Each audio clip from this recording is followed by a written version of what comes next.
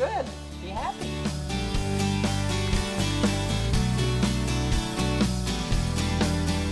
Welcome back. Well, if you're on the hunt for something new and interesting, grab a good book. Rona Brindley from the BookMark is joining us once again with her top recommendations of the week. Good to see you. Happy birthday, Post. Thank you, thank you, thank you. Nothing like a good cold to bring in the birthday. That's right. Reminds you how important all these health discussions are, right? Right, exactly. Makes you think. Paying rapt attention. That's right.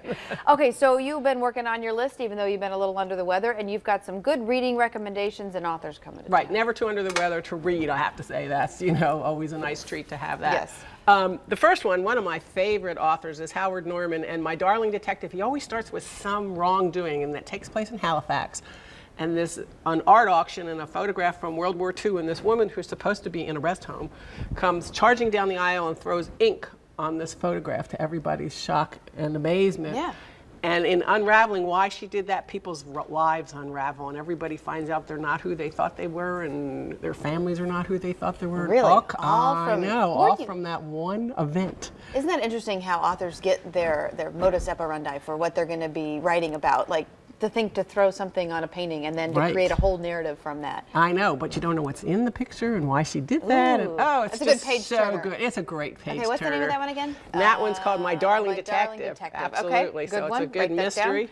This is also a mystery, actually. Celine by Peter Heller. And Celine finds lost people who've been missing. And she gets hired to find a father who disappeared somewhere in Montana or Wyoming. They think maybe eaten by a grizzly, but they can't find the body. And when she and her partner go to look and try and find this man, somebody doesn't want them to solve this case. They want this to stay a cold case and to be unresolved, and they're being followed. So there's always that impending drumbeat that's important in a good mystery. I like those. That too makes for a great page turner. Right, and set in Yellowstone, so you get this gorgeous, you know, panoramic view. Okay, all right. You've read that one as well. Yeah, they're great. I mean, it's amazing how much you read. How many books do you go through, do you think, in a week? Well, when I was sick, I went through a lot. That's amazing. You know, so that was good. You're a woman after my own heart. Okay, next up. This one, Setting Free the Kites. This is Alex George, and he has a way of just taking a family story and playing it out over generations. Seemingly nothing exceptional, but there's always something exceptional. And this starts with two young boys in the 8th grade in the 1970s in Maine, and they form an unlikely friendship, and it's really their coming-of-age story. But they face things that everybody faces and some things that normal people don't have to face, and they face them together, and it's how that friendship gets them through. And it's just sort of one of those stories you fall in love with the characters and you just got to follow them through. Kind of follow their adventure and kind of reflect on your own, perhaps. That's right. So it's a nice way to spend some time with some people. Okay. And then next up. Oh, this is amazing. So this is writer, sailor, soldier, spy. This is Hemingway. I mean, everybody reads Hemingway in school. Everybody knows all about Hemingway. You have no appreciation when you're reading it, by the way. And at least I didn't. In the 6th, 7th, 8th grade, it's like, here, read this book. Okay. Any required reading is never as good as it should be. Now you want to go back and read it and actually appreciate it. That's right. And this will give you another part to him, because Hemingway apparently was a spy.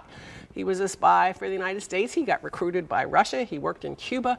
And so he had a definite political leaning, and it affected his writing. So we sort of knew some of the things about a spy, but we didn't know how deeply they ran for him and how it did affect the things that he wrote. So it does put a whole nother tone. So you have another excuse to go back. There you go. Okay. And then in our last minute or so, give us events. A lot of events coming. I know. Karen White, one of our favorites, The Night the Lights Went Out. This is a small town outside of Atlanta, much like the author, so she gets to dish the dirt a little bit. And one of the main characters, his name is Sugar Prescott. I just love that. Sugar Prescott. That's a great name. Yeah, that tells the whole story right there. It's the South.